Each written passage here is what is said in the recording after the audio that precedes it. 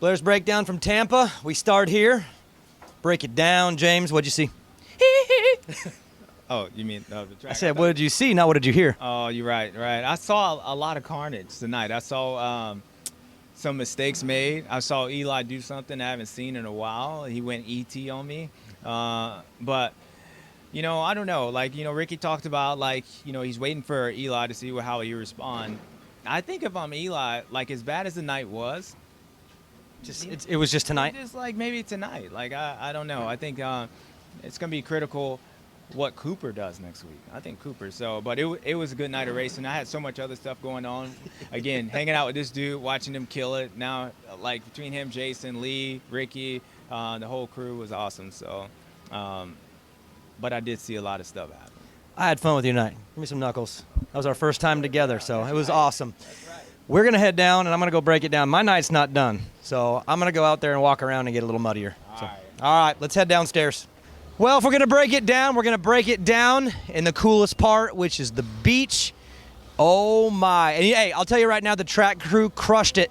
You see them come in a lot and, like, prep areas and fix areas. And tonight, halfway through, I'm thinking, God, don't change the sand. Don't change the sand. These lines are coming in. Look at the ruts that are coming in all the way down. And they left it, which I think was so awesome. It didn't play as big of a role as I thought. Yes, Sexton had a big mistake. You saw Thrasher do some weird stuff late. But at the same time, watching these guys nail this every single lap was so awesome. Take a look right down there. It G's out so hard. Yeah, it's actually kind of hard. There's like a little bit of a base down there. The cool part is they were coming out, doubling, and then kind of hopping onto this one in a wheelie, and then just blasting off every lap. And best Supercross riders in the world, stick them in some powdered sugar.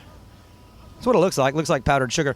Let's start with Eli Tomac. I know he didn't win the race, but I feel like he is the biggest mystery tonight. For a guy who won 3 out of the first 4 rounds and has just become such a unbelievable legend in the moment, it didn't look like that tonight at all. Qualifying was weird. The heat race was kind of weird. The main event was kind of weird. I mean, he just really wasn't fast, wasn't aggressive, and it looked like he wasn't trying, which is obviously not the truth. But what it looked like to me is something had him really uncomfortable, and he decided, you know what, I am not taking any chances tonight. The rain's coming down, the sand, the whoops, it's slick. I got a points lead. It's a 17-round championship. I'm out tonight. So that's what it looked to me. I don't know if that's the case or not. Maybe there was something more going on, but it looked like a guy who did not want to take one single chance whatsoever.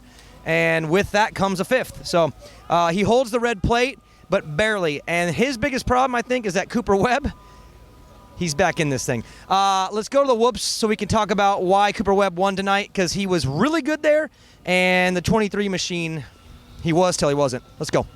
All right, before we get into these whoops, I do want to make a point about the traction, because I just walked straight across from Sand to here, and there are parts of this track that are super sticky and grippy. Then there's parts that are really slick too. You heard him talk on the broadcast a lot about the different colored dirt. The darker dirt had the traction. The lighter colored dirt is where it was slick. And honestly, rain usually comes in and kind of ruins the race, and it turns it into a mess. But did y'all like the rain tonight? I thought it was cool. Like, the cameras were all getting rained on. You could see it in the background. And it didn't really play a negative role. It just made the night seem cooler and added a variable. And then again, it made the track extremely difficult because there was parts that were slick and then parts that were just like super glue. I mean, I feel like I'm on super glue right now. But anyways, the whoops. Man, the whoops. Look at those suckers right there. Let me get back here with you guys and take a look. Yeah. See that middle rut right in the dead center? Chase was stubborn to that line, and hate to say it, but this is 2 weeks in a row, I think, where just staying in the line that he felt was comfortable ended up being a problem for a different reason. The sand didn't bite him last week. It just slowed him down, but this week the whoops caught him. We're going to get down there a little bit deeper here in a second. I want to show you the ledges and why this all happened, but for Sexton, if you're him, you're mad. I mean, obviously you're mad, right? But here's the thing. We're 5 races in. Anaheim 1, he was super frustrated. San Diego, frustrated. Anaheim 2, all good. Houston, frustrated. Tampa, frustrated. 4 out of 5 rounds, you leave here extremely upset, and you're only 2 points out of the championship. I mean, that kind of makes things feel a little bit different, right? And my opinion is The race when he finally gets a 20+1 done and he crosses the finish line 20+1, I think it's on. I think he might go on a run and a streak because clearly he is the fastest guy. He proves it every week in qualifying. He's smashing him in the heat races. In the main event, he's doing almost everything right. Almost everything but one little thing. And the one race when he doesn't and his brain goes from frustrated to, oh, I get it, I think they're screwed. I really do, because I think he is purely the best overall. But the one piece of the puzzle it takes to be a champion, that's the one thing he doesn't have. And I think once he gets 120+1 under his belt, I think everything changes. I wonder if he sees that or not. I think he's leaving here super upset, but I don't think he should be all the way. He should think of the positives, understand what went wrong, single it out, fix it. But he should not leave here mad. He should leave here really excited because guess what? Cooper Webb and Eli Tomac, look at the points. They don't have it all the way together either. Because if they did, one of them would be gone in the points, and they're not. So if you're Sexton right now, be upset for about an hour, and then get over it, and go win in Oakland, and then look out. That's my thoughts. Let's go deeper into these whoops. So I want to show you those ledges. All right, I want to show you what I was talking about being stubborn to the line. Cooper Webb, you can see he was ripping on the right. One lap became left and almost crashed, but Chase stayed in the middle. Look at that middle line. But here's the problem. See this go straight down right here. See this little kicker? It's like a whoop inside a whoop. All right, there's a whoop in a whoop. Now come to the next one. There is a whoop in the whoop. And then the next one, there's a whoop inside the whoop. And there's these little ledges right here. And I don't care how good you are. I don't care how good your bike is. The motorcycles can't handle that for 20 minutes long. Eventually, you're going to catch an edge and you're going to kick. I mean, you just saw the best riders in the world have problems. Cooper Webb almost crashed in the whoops 3 minutes from the end.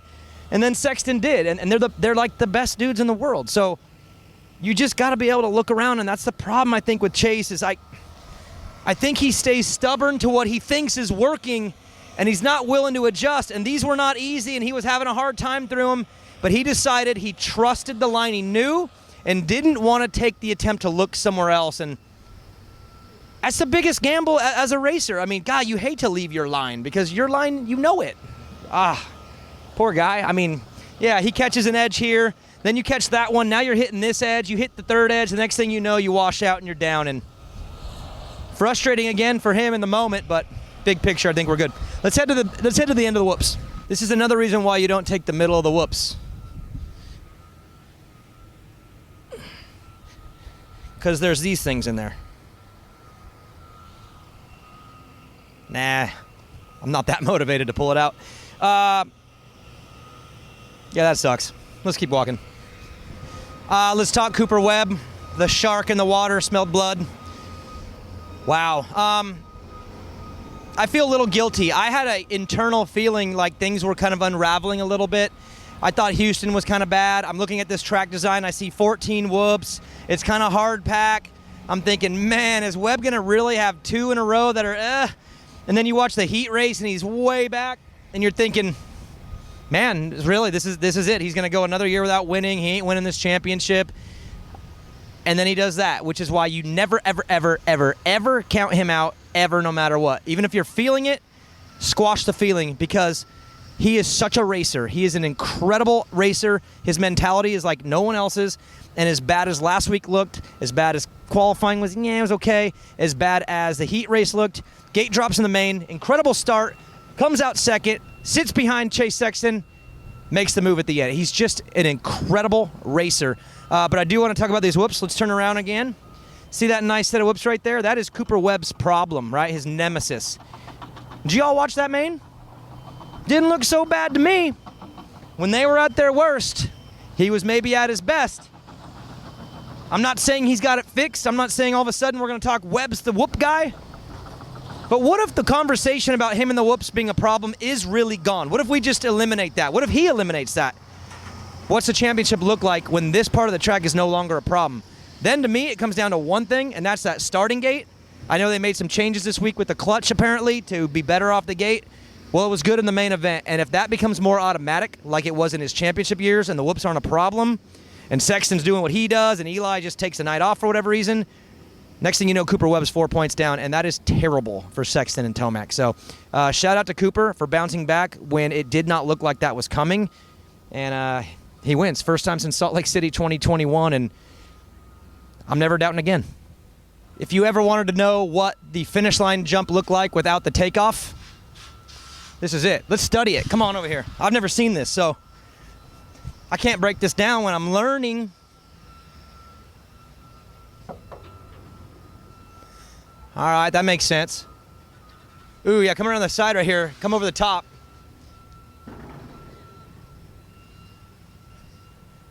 Pretty sick.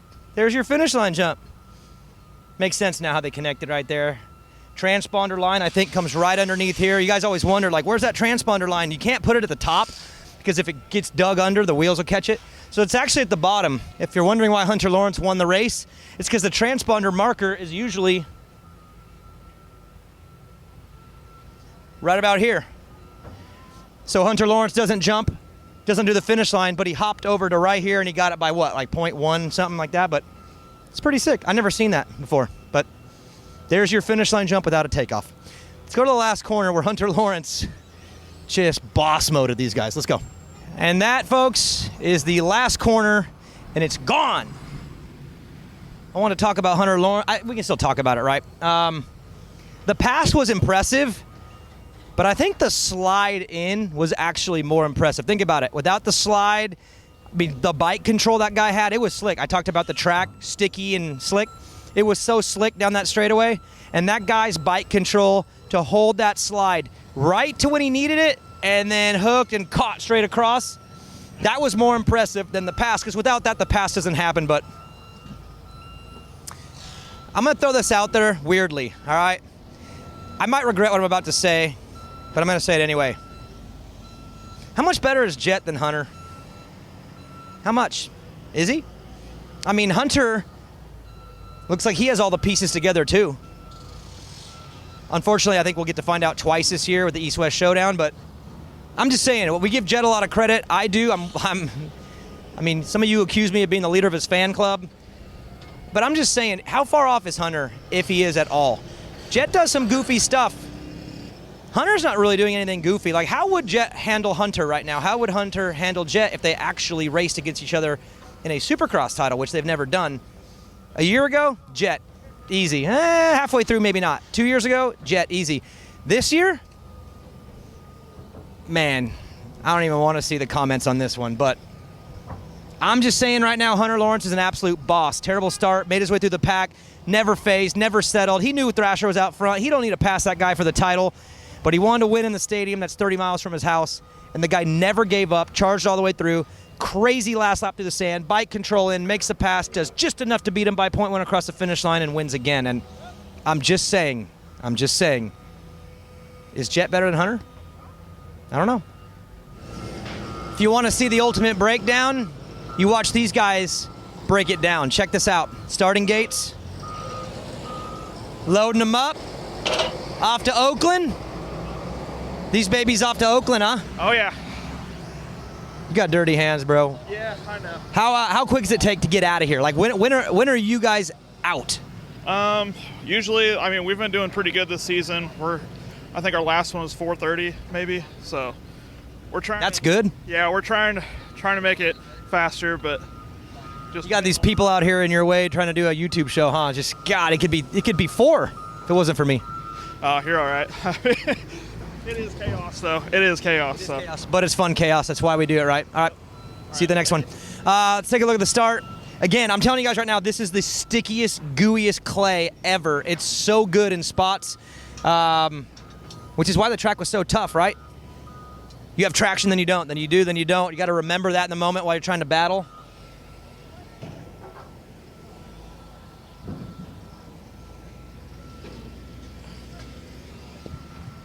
Which rider had one of these on the line of the main? Let me know in the comments. Who ate the Reese's before the gate drop? In fact, I'm on the inside. I would say the guys on the outside are probably the ones that did. Maybe the wind blew it over here. Last thing. Where do I go with this? Anderson. I mean, you know who it is. I don't even know. I'll say why. I don't understand why You're not even that far out of the points. You're right there. Oh, my God, if he wins tonight, I mean, say he doesn't win, but he could have been top 3 tonight, then he's looking at, like, say, 12 points down in the championship, maybe 12 or 13. You're right in it. After all the mess, after everything that's happened, you're 12 or 13 points down, but now you're 22, and it's because 51. Is there truly a magnet on the bikes? Are they magnetic? Because they come together no matter what.